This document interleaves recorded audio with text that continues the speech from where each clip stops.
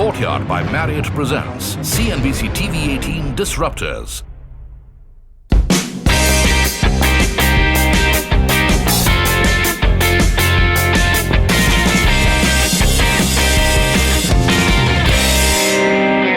Hello and welcome to a brand new series on CNBC TV 18. You've tuned into India's Disruptors and I'm your host Nithya Balakrishnan. Well, as the name suggests, in this series, we highlight companies that are true game changers in their segment, brands that have disrupted the market and changed the way Indian millennials live. And in one of our very first episodes, we throw the spotlight onto a company that promotes healthy drinking. They manufacture and process fresh, pure and organic beverages that cleanse your body from within. Join me as we find out the untold story behind Raw Pressery. A little over 5 years ago, a man who wore many hats, investment banker, brand consultant and diamond jeweler, finally decided to start his own business, and India's beverage market has not remained the same since. 38-year-old Anuj Rakyan launched Raw Pressery in 2013 to introduce cold-pressed fresh fruit juices to the Indian consumer. From Mumbai, Raw's beverages were soon made available to consumers across Delhi, Bangalore, Hyderabad and Chennai. The product range was also developed to include smoothies, cold soups, detox drinks, nut milk and vitamin water. Today, Raw Pressery has not only cultivated the average Indian consumer, but has also begun its overseas expansion into Singapore and the Middle East.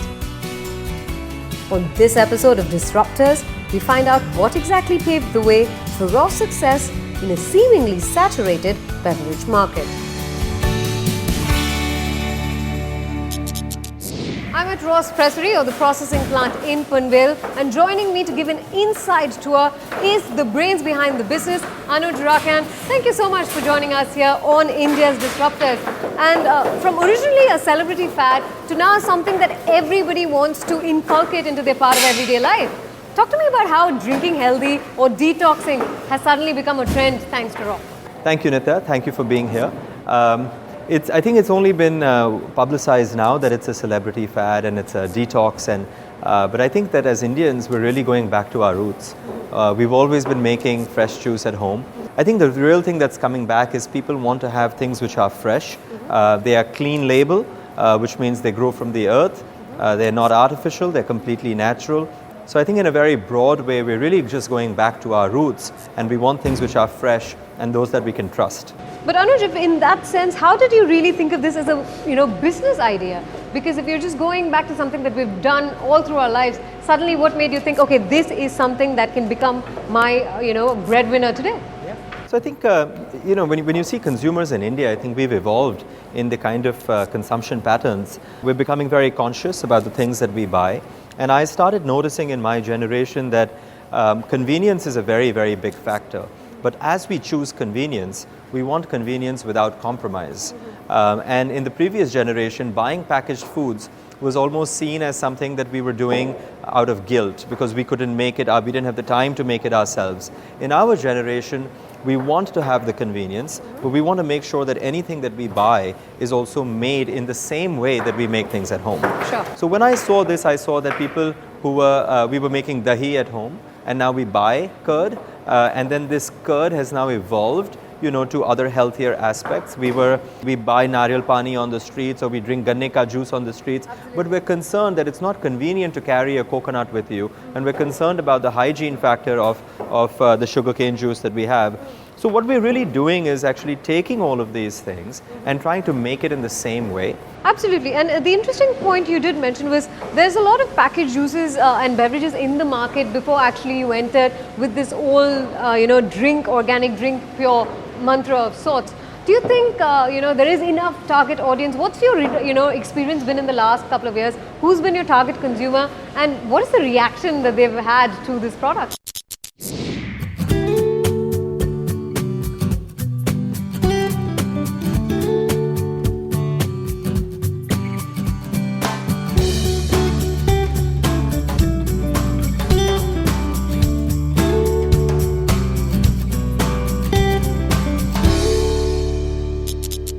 It's been fantastic. I think you can see as you visit the entire pressery, how quickly we've grown. Our target consumer is anybody who makes fresh juice at home. What we noticed was the number of people making juice at home was much larger than the people who were buying the juice that there was available in organized retail. So the unorganized market, or the domestic market for juice and other fresh beverages, much larger than the organized retail market, because consumers lost the trust and the confidence in a product that was made from concentrate and loaded with sugar. So our consumer is anybody who's making juice at home, who wants to drink a beverage which they can trust, which is clean, which is healthy, which is tasty. And we just are setting out to make sure that it's available in organized retail. Fantastic. But Anuj, if I can just ask you to look back a little and talk to us initially about how the kind of investment and fundraising for this entire venture began, because definitely it's not a market that had a lot of players or predecessors before you, right? Yeah. And a whole lot of players after you. So talk to us really about the inception here at Raw and the whole fundraising experience for you.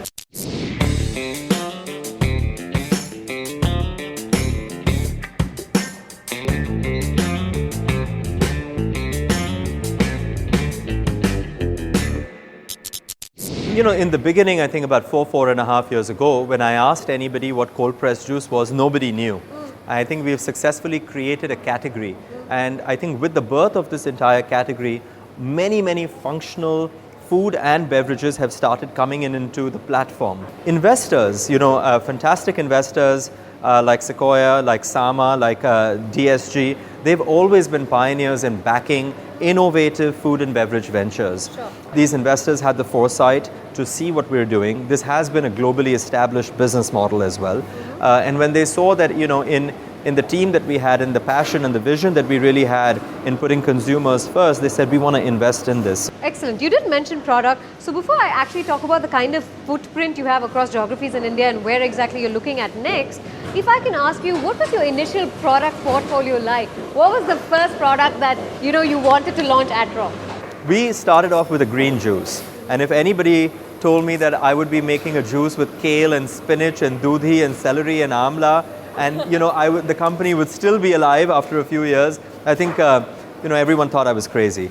But that's where the market really is, and what are the things that we make at home? What are the different concoctions? So we had nutritionists, we have sensory evaluation teams, we had food technologists, microbiologists, all coming in to make a green juice. And today, of course, our product portfolio has expanded. So we started with things which were eclectic, which were highly functional, where I think we introduced chia seeds in a large way into India. We got kale, we got other superfruits, super greens, and started concocting them on a nutritional, functional level into our beverages. Today, our portfolio, has started spanning juices, which we even make, like orange juice is our number one SKU. We have a freshly squeezed Valencia orange juice. I think it's the best orange juice in the world, and that's what consumers tell us. We are also innovative. Our number 2 flavor is a sugarcane juice, and it's the first time ever that somebody has been able to bottle India's favorite ganne ka ras, when we say without the fuss. So we do functional juices, which have greens and root vegetables, etc. We do basic juices, which have single ingredient, like oranges, pomegranates, guava, mango, sugarcane. We have a category called hydration, in which we do nariyal pani. We've expanded into lemonade, nimbu pani, but nimbu pani with aloe vera. So again, it's very functional. And now we're moving into another category of almond milk. We think alternative dairy can be a very big category. Sure. So we have an almond milk which has just hit the market, which has the greatest amount of almond content compared to any other. And you'll see the packaging later. We think it's very appealing. And we're now launching into dairy. And I think dairy for too long has just been stuck at milk. Sure. And at the most got into lassi. Yeah. But there are so many aspects of what we can do with dairy in terms of adding probiotics, making sure there's kefir, there's live cultures, it's good for your intestines. We're adding milk protein into the entire thing, so children can come into the category. And the all-natural beverage still tastes good? You'll taste it later and you can tell me. So when are we expecting the probiotic range to hit the markets? Have you already begun testing? Within 60 days. Oh, fantastic. Yeah. So Anuj, when exactly did you start the company Raw? When was the first product, the green juice, on the shelves at the market? And talk to me really about the kind of geographical footprint that you've grown to since then. So when we started in January 2014, we were actually a 100% subscription-only home delivery company. We worked with the Mumbai Dabbawalas. We went door to door, like milk is delivered in the morning, and we went doorstep to doorstep delivering juice. So this was the real start of the company. And what started off as a juice offering became a cult, and from a cult it's now become a culture. And as we started doing that, retail approached us and they said, we would like to have your product in shelves. And so we said, okay, let's try and scale up. And we started working with Food Hall and Nature's Basket.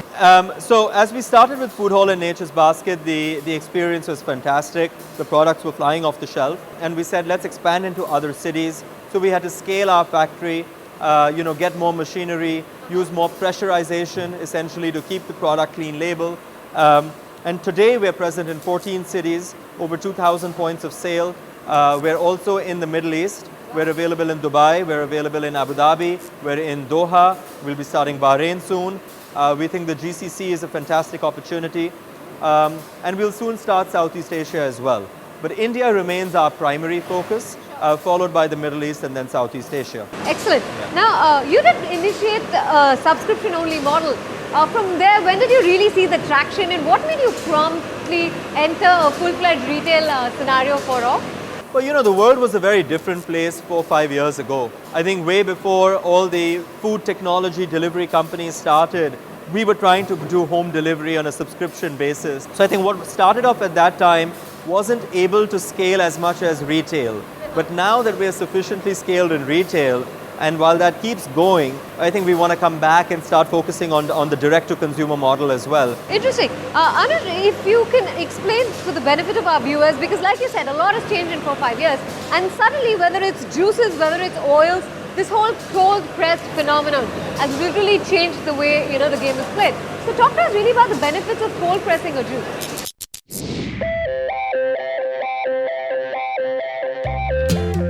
Cold pressing is a technique in which juice is extracted from fruits using a hydraulic press. It does not produce as much heat as traditional processes and keeps nutrients intact.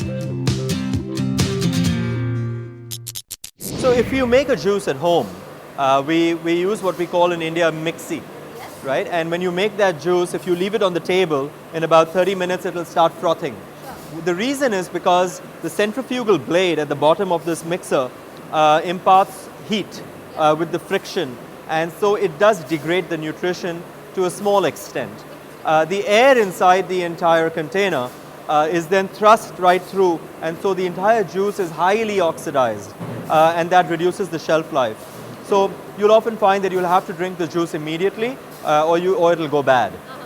The idea of a cold press is that there's no heat or no air or no oxidation in the entire process. So you get more nutrition, you get more taste, it's more functional for you, and because it has an added shelf life, you can actually keep it with you, you can carry it with you, but you must refrigerate it. Fantastic. If I can just talk to you about where we're standing, and not a lot of us get access to the actual pressery here at Raw. So talk to us really about the entire process in a nutshell of how you get those beautifully packaged, bottled, raw pressed juices outside.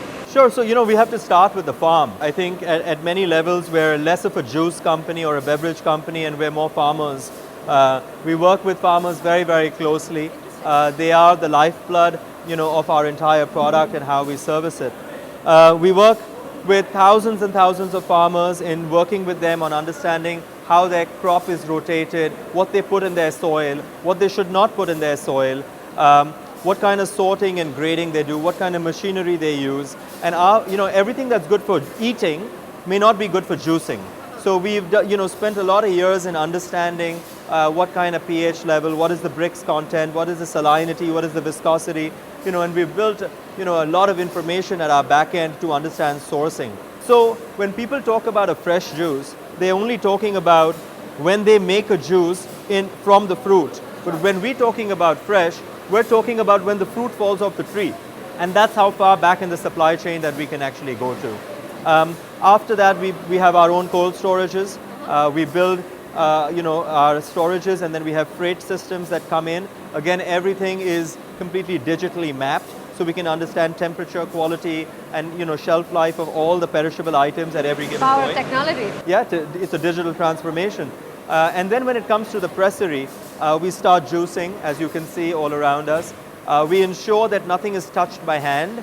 So you'll see that when it comes to how we wash our fruits for surface impurities, what kind of cleansing agents we use, everything is mechanized. Everything is integrated, everything is automated, and so from the time that the fruit goes into something which is washing, and then elevators, and then it gets juiced, and then it'll go into tanks, it'll get bottled, it'll get filled, it'll get pressurized. So the hygiene is very important.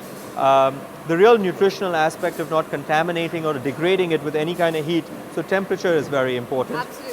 Environmental hygiene in terms of the air and how sanitized it is, that's very important. Equipment hygiene is very important. Personal hygiene is very important. What we're really trying to do is give the consumer something that they can trust. Anuj, let's continue the conversation at a point of sales at a retail store to show our customers how accessible Raw has become in everyday life. So, Still in conversation with Anuj Rakyan of Raw Pressery on India's disruptors. And Anuj, we're at Hypercity in Vashi. And one thing that strikes me is I can't walk down this aisle without stopping to check out the colorful products of Raw at the shelf. So talk to me really about what made you pick on this kind of design and packaging really. the choice of design or packaging was largely built on transparency. We realized that actually the fruits and vegetables have beautiful colors, they're natural, and in India we're so used to the seasonality of the fruits, and if you remember in December the carrots that you get are much darker in color, and we make gajar ka halwa out of it, and in the summer they're lighter in orange. Absolutely. And that's how we know the seasons change. So it's very natural in terms of showing what we're making. We believe that a consumer trusts the brand when they get to see the product, and hence choosing a transparent packaging became essential. Sure. Another thing about juices is that juices will settle because there are certain parts of the fruit which will be heavier, and then the lighter parts will go up, and we wanted to show that. Actually, one of the easiest ways to see if a product is artificial or not is to actually when it doesn't settle.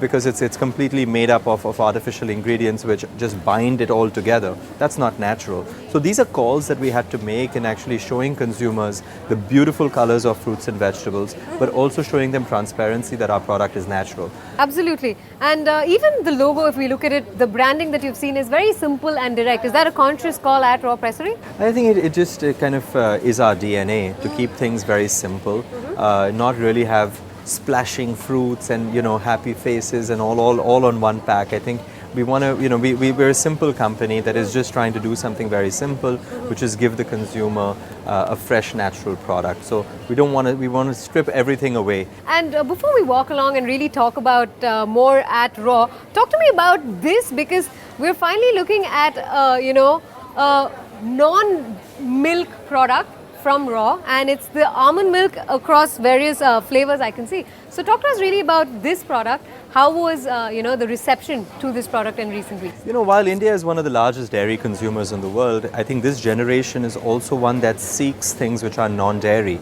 but yet have milk and nutrition and protein and good fat. And in that, almond milk, badam ka doodh has been a favorite for all Indians. This is something that vegan people can drink, people who are lactose intolerant can drink. There is a lot of protein, a lot of good fat, a lot of vitamins, especially vitamin E, which people are seeking today. And hence we made this product. This also has one of the largest contents of almonds out of any almond milk that's available on the shelf. So, those were the reasons of making this. It's been flying off the shelf. People are really appreciating the design because from a distance you can see the almonds, and we're really calling out the king of nuts everywhere. And again, one very simple thing, nut milk, not milk. It makes it very evidently clear what exactly it is. Yeah. But you are seeing a market out there in India for lactose-free products. Are you seeing that significantly grow? Well, I think all markets are being led by health and taste. Sure. And when you look at these two, customers want things which are now innovative. They want to try newer things which actually fit into both of these, tasty and healthy. And when we say healthy, it's not just about vitamins and proteins. It's also about being clean label, being natural. And that's something that for a long time wasn't available in all of milk. Sure. So actually we're getting young kids to come in and they say that, we don't want to drink milk with chocolate in it. We don't mind having, milk which has chocolate but with almonds and with something else. And it's no longer, dairy in the same way. So actually, little kids are the ones that are really flocking to, our chocolate almond milk. I think that's really, and for the adults, we have a coffee version. Fantastic. Now, if I can ask you really, all of these products, you're talking about price sensitivity being a key factor, like I mentioned, for the Indian consumer. What is the price range of products? For example, a couple of your juices, what are the price points like for the benefit of our viewers? And also the almond milk and maybe the probiotics range that you're launching soon. So the juices would range from 50 to 150 rupees for a single serve. And once again, I think what we've compared it to is trying to match or be cheaper than the cost of making juice at home. That's for the single serve. But for the 1 liter, it would range from about 150 rupees to, on an average about 300 rupees. And once again, it's a similar concept. But when you buy a 1 liter, you actually get an incentive in price. Because instead of buying 4 250 mls, it's the same price as about 2.5 to 3 250 mls. So there's a great habit that you can form and have it in your fridge at all times. Almond milk is similar. We're one of the most price-friendly almond milks that's available in the market, like I said, with a leading almond content. Dairy would also be in the range of about 50-60 rupees. So extremely affordable and also very, very value conscious in the fact that we don't add any sugar. Interestingly, Anuj, we are at Hypercity like we mentioned. So talk to me really about the retail partnerships that you have and how crucial they are and what's the kind of sales you're seeing, which markets are really ticking for you, what kind of stores where, Raw is flying off the shelves, so to speak. Absolutely. I think where Srijit and I have spent a lot of time in terms of developing our retail partnerships, large format stores, the value formats, whether they're department stores, the supermarket, the grocery stores, those aisles have become very important to us. We always knew that modern trade would be, a very predictive revenue space for us, and customers have a lot of loyalty to stores like the one we're in. But as we expand general trade, which is so large in India, will become really where the belly of the market is. And then, of course, we're at airports, we supply airlines, we're in hotels, we're in schools, we're in hospitals, we're in coffee shops, we're in corporate offices, we're in canteens, we'll soon be at train stations. So, any place that somebody wants to drink something. Fantastic. Now, if I were to ask you, what powers your passion, Anuj? What makes you wake up every morning and say, what, I want to make this the #1 beverage brand in India? Well, in the world. In the world, oh great. In the world. To a large degree, I think this is just passion, which we're really very purposeful about. We think that we can change the way that people consume beverages every day. Sure. And just in terms of adding value to people's lives, making sure that they're not drinking artificial sugar, which is just loaded and added. We live in a country which is very diabetic. Yeah. A lot of people have obesity issues. A lot of people who are lactose intolerant, we're giving them almond milk. So we're really trying to solve problems, and we're really trying to give people something that they can trust and which they can make a habit. And I think just the value of that, if we've created a category and that I've been able to do that, I think it's a great achievement which makes me wake up every morning. I think beyond the customer and #1 and the brand and the product, I think the team and the passion with which we all work, the culture that we have in the company to really drive the same objectives in the same direction at the same speed, that's something that just keeps us alive. It keeps us going. Great. And if I ask you to look back, any key challenge that you remember, how did you overcome any obstacle, or has it just been smooth sailing all through? Challenges have been plenty. I'll tell you one simple one. You're standing in a shelf today where you can see all our products neatly stocked. But there was a time where in India, in retail, there was no dedicated shelf for a chilled beverage. Sure. So the first time I went to a store and I said, where should I put this juice? We had to put it between a pineapple and a cauliflower. There was no, and today we have created this category. The consumers have actually come back and liked our product and given us love. And you can see the kind of, the problem that we've solved in the space that we've created in modern trade.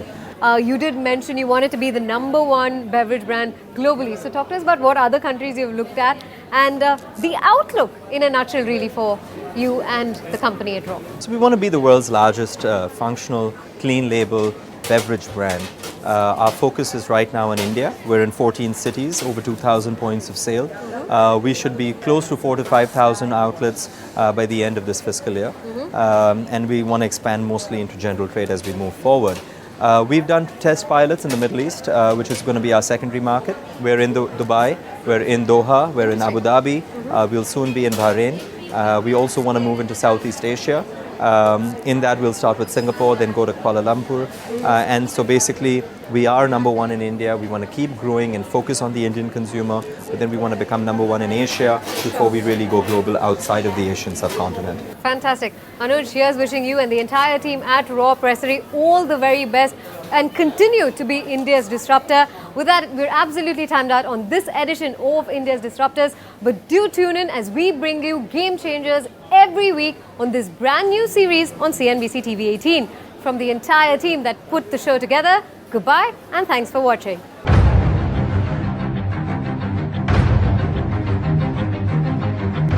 Courtyard by Marriott presents CNBC TV 18 Disruptors.